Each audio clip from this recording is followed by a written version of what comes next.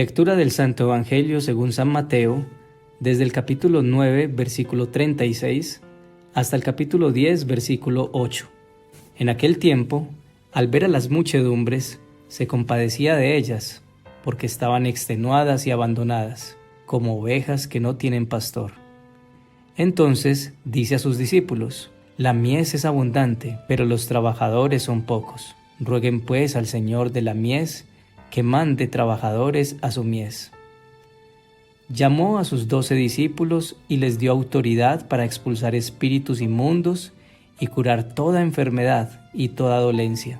Estos son los nombres de los 12 apóstoles. El primero, Simón, llamado Pedro, y Andrés su hermano, Santiago el Zebedeo, y Juan su hermano, Felipe y Bartolomé, Tomás y Mateo el publicano, Santiago el de Alfeo, y Tadeo, Simón el de Caná, y Judas Iscariote, el que lo entregó.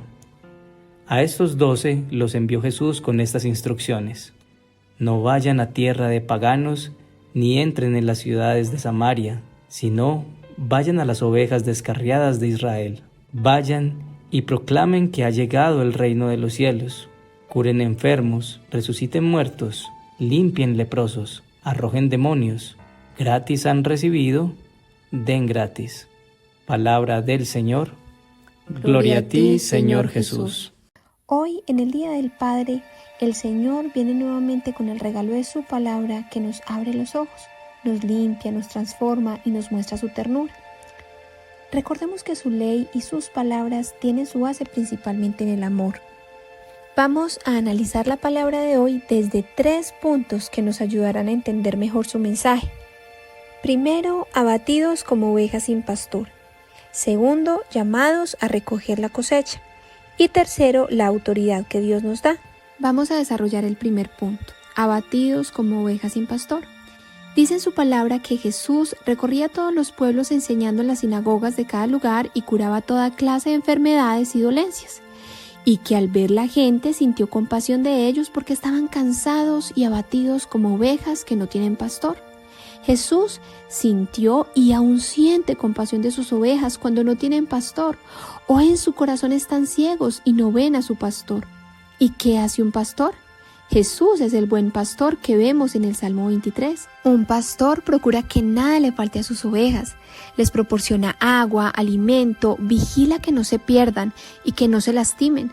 Debe soportar con ellas cualquier clima, las lleva de regreso al redil, las cuida de los depredadores. Si están enfermas, se ocupa de ellas. Cuando una oveja se pierde, es más vulnerable a morir y a ser atacada. En el mundo, nuestro gran pastor es Jesús, y a su vez, Él ha dispuesto muchos pastores en la tierra, como los sacerdotes, por ejemplo, que están llamados a seguir su ejemplo para que estos, a su vez, guíen a sus ovejas. Y bajo esta misma línea de autoridad, los padres y madres son pastores en el redil de la familia.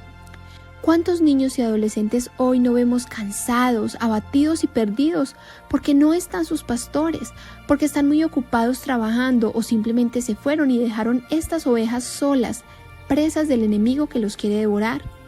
Un hijo no nace con el manual bajo el brazo, pero si hacemos de Jesús nuestro buen pastor y nos dedicamos a amarlo, conocerlo, seguirlo, Él no nos abandonará en la labor que hacemos con nuestros hijos ni les abandonará a ellos. Juan Carlos está frente a su computador, terminando de estudiar para un examen. No ha sido una semana fácil, pues entre el trabajo y la universidad ha sido poco el tiempo para dormir. Ya era tarde y recibe una llamada de su novia, quien le da una noticia que le deja frío. Estoy embarazada. Él no pensaba en tener hijos aún, había mucho por hacer en su vida. Juan Carlos no era una persona que creyera mucho en Dios, sin embargo, no la iba con el tema del aborto. Después de los exámenes se dieron cuenta que su novia tenía 1 mes de embarazo. Estaba confundido, pero poco a poco se empezó a gestar en él también la ilusión de ser padre, de ser el padre que no tuvo. Una noche empezó a recordar con tristeza la ausencia de su padre. ¿Cuántas veces se sintió solo? ¿Cuántas veces vio a su madre llorar en medio de la necesidad? ¿Cuántas veces vio a su padre borracho? Y cómo iba y venía cuando quería. Y esa vez que ese vecino abusó de él y no hubo un padre que lo defendiera, no hubo quien lo cuidara porque su madre tenía que estar por fuera trabajando. Su padre también había sufrido abandono por parte del suyo. No, él no repetiría la historia, no más. Él sí le daría a su hijo un padre presente. Durante el embarazo estuvo muy feliz hasta que el proceso se empezó a complicar y había un alto riesgo de que el bebé muriera. Un día su novia se sintió muy mal y fue hospitalizada. Allí estuvo Juan Carlos presente. Él llevaba día y medio sin comer y decidió salir. Pasó al frente de una iglesia y allí se quedó parado. ¿Cuántas veces había negado a Dios? ¿Cuántas veces había hablado mal de las iglesias en las que no creía? Pero en ese momento sintió un fuerte deseo de entrar. Finalmente ingresó y se sentó. Vio al frente suyo a un papá con su esposa y sus 2 hijos. Lo veía abrazándola y tomando de la mano a sus pequeños. Cómo anhelaba una familia así. Luego se arrodillaron los 4. Allí Juan Carlos empezó a hablar con Dios en su mente casi que por primera vez en su vida. Dios, ¿por qué a mí? ¿Estás enojado conmigo? Dicen que eres un Dios de amor, pero no entiendo. Yo solo te pido que dejes vivir a mi hijo. Quiero tener la familia completa que nunca tuve, por favor ayúdame. Y empezó a llorar allí sentado en la banca. Luego ve a alguien sentarse a su lado. Era el sacerdote. Le pregunta que si hay algo por lo que le gustaría que oraran juntos. Allí Juan Carlos, que al principio se sentía incómodo, le cuenta sobre su bebé y el anhelo que tiene de ser el padre que nunca tuvo. Posteriormente empezaron a orar. Él se sintió más tranquilo. Luego, saliendo de la iglesia mientras iba conversando con el padre, hubo algo que éste le dijo. Si tu padre terrenal no estuvo, tu padre celestial sí. Aunque no lo hayas visto, él le dio fuerza a tu mamá para sacarte adelante. Y ahora, aunque no lo veas o entiendas, te está dando fuerza a ti. Hazlo tu pastor para que te guíe a ti como pastor, para darle a tu hijo lo que no tuviste, un padre presente. En nuestras fuerzas y solos no podemos. Si no sabemos cómo ser un buen padre, sigamos el ejemplo del mejor padre, el Padre Celestial. Hoy, 5 años después, Juan Carlos está a punto de casarse con su novia. Su hermoso hijo, quien nació muy bien, será el pajecito, y el sacerdote que lo escuchó ese día y quien lo ha venido acompañando a él y a su familia durante este tiempo será quien los case. Juan Carlos aprendió una lección que ahora lo acompaña toda su vida. El mejor regalo que le puedo dar a mi hijo es una familia que camine con Dios, y ahora este principio rige su vida de esposo, padre y pastor del redil que ahora es su familia. Segundo, llamados a recoger la cosecha. Dice Jesús hoy, ciertamente la mies o la cosecha es mucha, pero los obreros son pocos. Por eso pidan ustedes al dueño de la cosecha que mande trabajadores a recogerla. Hay muchas ovejas que necesitan conocer al buen pastor. Hay muchas ovejas perdidas que necesitan ver la luz. El obrero es el pastor. Hoy pidamos a Dios que nos prepare como obreros para reflejar su luz, a cuidar sus ovejas, a recoger su cosecha. Todos estamos llamados a seguir el ejemplo del buen pastor. Todos estamos llamados a ser obreros que recojan su cosecha. Hoy se celebra el Día del Padre. Pidamos al Señor que guíe a todos los padres que son pastores de sus rediles, que son llamados a ser obreros para recoger los frutos para el dueño de la cosecha.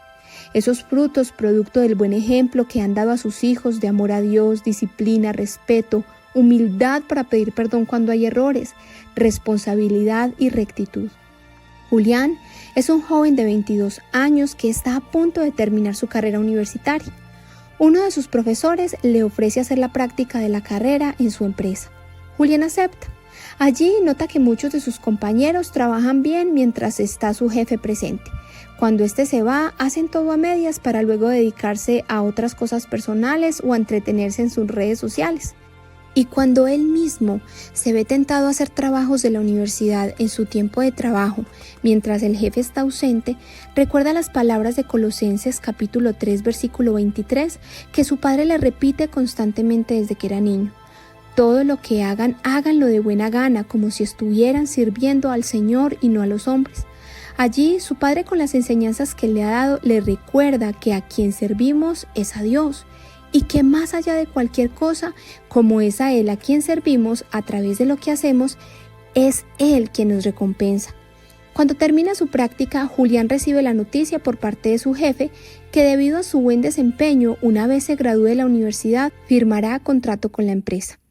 Allí Julián con su ejemplo está dando frutos que fueron posibles gracias a las enseñanzas que constantemente recuerda de su Padre, que a su vez recibió del gran Padre Celestial. Y tercero, la autoridad que Dios nos da. Dice después que Dios llamó a sus 12 discípulos y les dio autoridad para expulsar a los espíritus impuros y para curar toda clase de enfermedades y dolencias. Y les dio las siguientes instrucciones: no vayan a las regiones de los paganos, ni entren en pueblos de Samaria. Vayan más bien a las ovejas perdidas del pueblo de Israel. Vayan y anuncien que el reino de los cielos se ha acercado. Sanen a los enfermos, resuciten a los muertos, limpien de su enfermedad a los leprosos y expulsen a los demonios. Todos estamos bajo una gran autoridad que es la autoridad de Dios, y a su vez estamos bajo la misma línea de autoridad espiritual que son los sacerdotes ministeriales de quienes recibimos tanto de parte de Dios en la iglesia. Y para quienes son padres y madres siguiendo la misma línea, tenemos la autoridad de Dios para guiar al redil de nuestras familias. Hoy hablamos especialmente de los padres de familia, a quienes el Señor recuerda la importancia de la autoridad que Dios les ha conferido, precisamente como padres. Muchas veces esa autoridad se le deja solo a la madre, o el padre, aunque esté presente, no se siente parte de esa autoridad. No vayan a las regiones de paganos, dice Jesús. Esto nos indica que como padres debemos mirar bien dónde ponemos los pies, porque allá irán nuestros hijos, así no queramos. La música que escuchamos en casa, los programas de televisión que vemos, las conversaciones con los amigos, la manera como tratamos a otras personas, todo. El Señor nos da autoridad para que guiemos a nuestras familias, que seamos pastores de estos pequeños rediles, pero conectados con el Padre Celestial, porque sin Él es difícil dar fruto. Tu relación genuina con el Señor puede ser un acto de amor por tus hijos, porque cuando tú creces con Dios, estás siendo un buen reflejo para tus hijos. Todos los días nos exponemos a Él, porque todos los días Él trabaja en nosotros en la medida en que nos dejemos pulir por Él. Ricardo viene sintiéndose incómodo. No está de acuerdo con que su hija a la edad de 7 años se ponga ombligueras y pantalonetas tan cortas, pero su esposa lo desautoriza constantemente con el argumento de que ella apenas es una niña, que no tiene nada de malo y que hay que apoyar la libre personalidad. Además, le dice que él se ocupa de su trabajo y que ella se ocupa de los niños en casa. Cierto día, también su hijo de 10 años no se le permitió salir a las 7 de la noche, puesto que debía terminar sus deberes escolares y alistar todo para el día siguiente. Se enojó y tiró una silla del comedor al piso. Ricardo le dijo con voz fuerte que no debía hacer esto y que debía respetar lo que dispusieran sus padres para su bien. Su esposa le dijo a Ricardo que se callara y que ella manejaba la situación. En ese momento, Ricardo se percibió en el ambiente como el malo y su familia como la víctima. Se queda en silencio por varios días. Su esposa, preocupada, le pide consejo a su amiga del grupo de oración católico al que asiste. Después le dice a Ricardo que necesitan hablar, y él expresa lo siguiente: siento que solo me tienen aquí para traer la comida y pagar las facturas. Es como si mi autoridad no valiera. Yo trabajo, pero también quiero sentir que soy parte de la crianza de mis hijos. Siento que tú no me escuchas y que invalidas mi autoridad en casa. Su esposa le pide a Dios que la guíe en este momento para saber qué hacer y qué decir. Le pide perdón a Ricardo y le dice que no quiere causarle mal a sus hijos. Ella ha aprendido sobre crianza respetuosa, pero en el fondo siente que desautorizar a su esposo frente a sus hijos no está bien. Llegan a un acuerdo. Los temas de crianza los discutirán en la noche a solas y cuando uno de los padres dé una indicación, no va a ser desautorizado por el otro padre frente a los hijos. Todos los padres tienen autoridad de Dios para guiar a los hijos, pero necesitamos buscarle a Él para no ejercer mal esa autoridad. Un pastor que se aleje del buen pastor corre el riesgo de perder a sus ovejas.